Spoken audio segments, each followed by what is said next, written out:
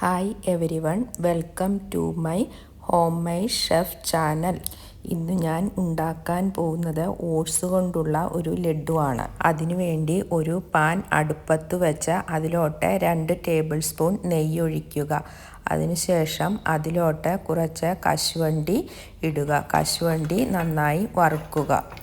കശുവണ്ടി ഏകദേശം ഫ്രൈ ആയിട്ടുണ്ട്. അത് നമുക്ക് ഒരു പാത്രത്തിലോട്ട് പകർത്താം. അതിനുശേഷം ആ നെയ്യിൽ തന്നെ ഒരു 10 കിസ്മിസ് എടുത്ത് വറുത്തെടുക്കാം.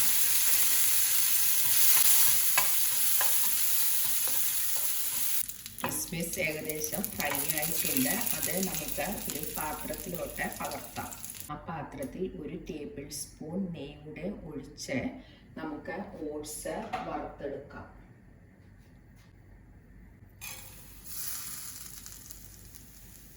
ഇത് ഒരു 5-10 മിനിറ്റോളം വറുക്കണം. അതിനുശേഷം ഒരു പാത്രത്തിലോട്ട് പകർത്തണം.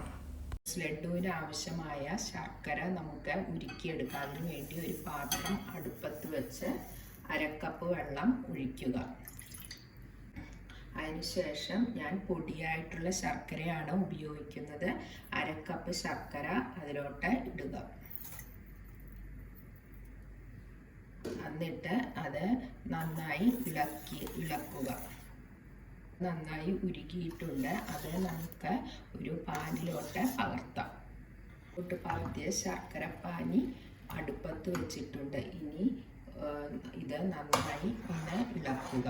ഒരു 5 മിനിറ്റ് ഈ പാനി നന്നായി ഇളക്കിക്കൊണ്ടിരിക്കണം.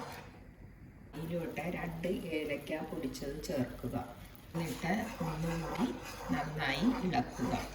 ശർക്കരപ്പാനി ഏകദേശം പരിഭവമായിട്ടുണ്ട്. അതിലോട്ട് നമ്മൾ നേരത്തെ വറുത്ത് വെച്ച ഓട്സ് ഇടുക. എന്നിട്ട് നന്നായി ഇളക്കുക.